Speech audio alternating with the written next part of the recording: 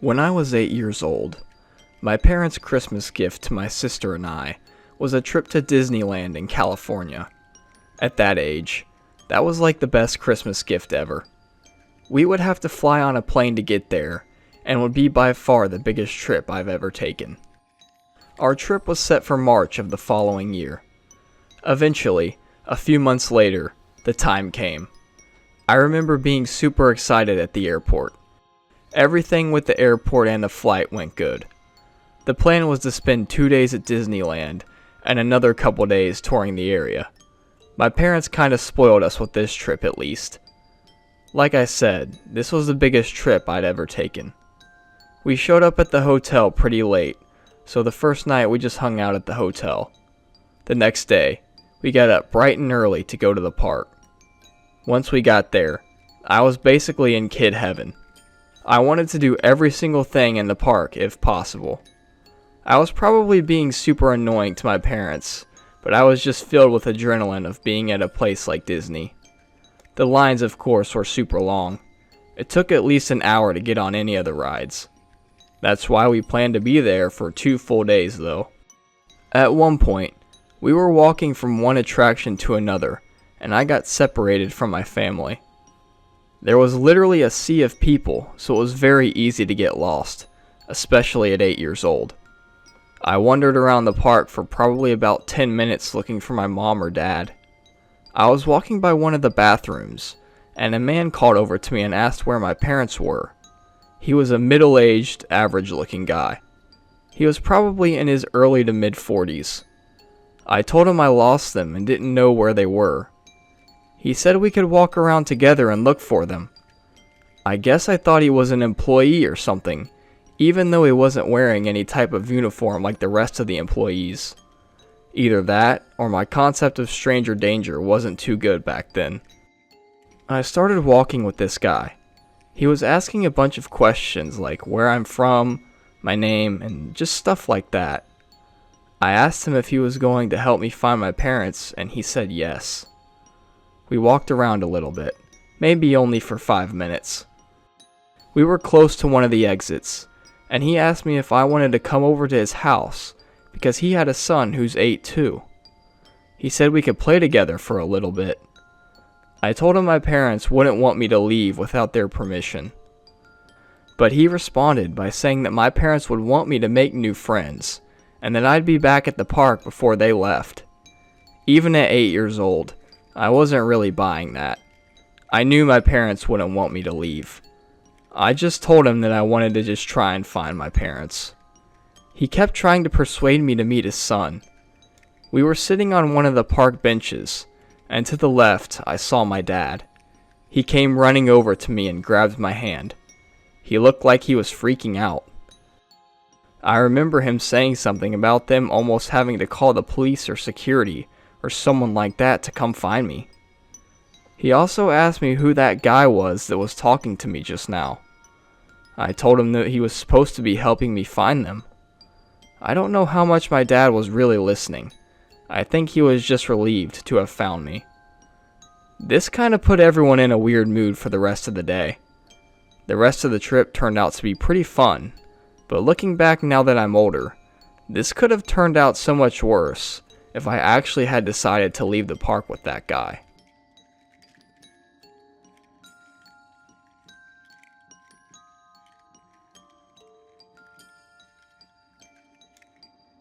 When I was a kid, my parents used to take me to this amusement park called Willens Grove Park in Pennsylvania. It wasn't too far from my house, and we'd go a couple times a year until it closed in 2005. The park wasn't big at all. Definitely not like Six Flags or anything like that.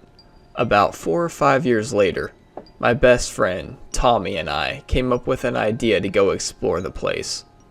Tommy also grew up going there sometimes, and we thought it would be super cool to see what the place looked like, and even bring back a bit of childhood nostalgia. We went during the day. The park is about an hour from where we live.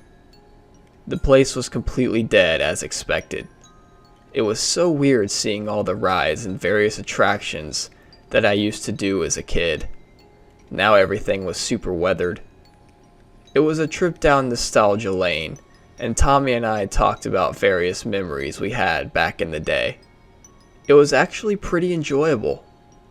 I had an old Canon camera that I brought with me to take some pictures of everything, as well as record a few videos. I thought it would be cool to do my own little documentary on the place, while we were just there for the fun of it. I took a lot of videos and pictures of rides, and us just walking around talking. We even had pictures of us in front of various attractions that we found interesting. We spent probably a total of about 2 hours in the park. Don't ask me how. The place isn't that big. I think we just got caught up in the moment a little bit and lost track of time. We ended up heading home, glad that we had come back one final time to see a place that was a part of both of our childhoods. I hung out with Tommy for the rest of the day, and that night we decided to take a look at some of the photos and videos that we had taken.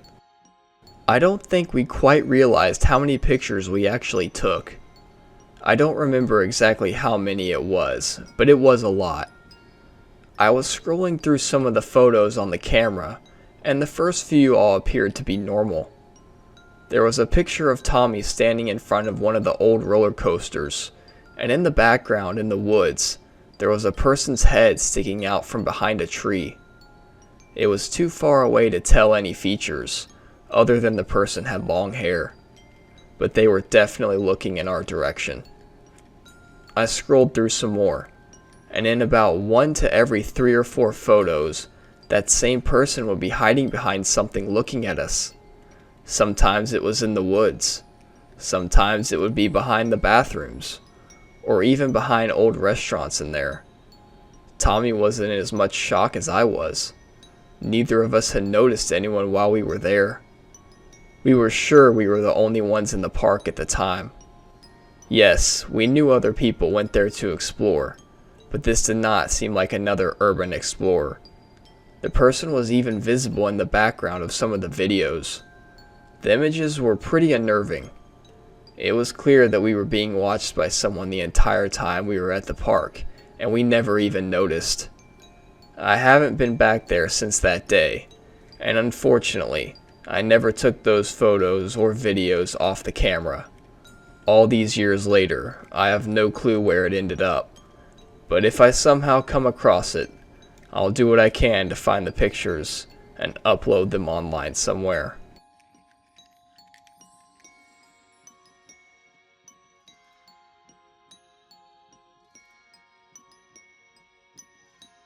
My town sets up a mini amusement park during the summer months.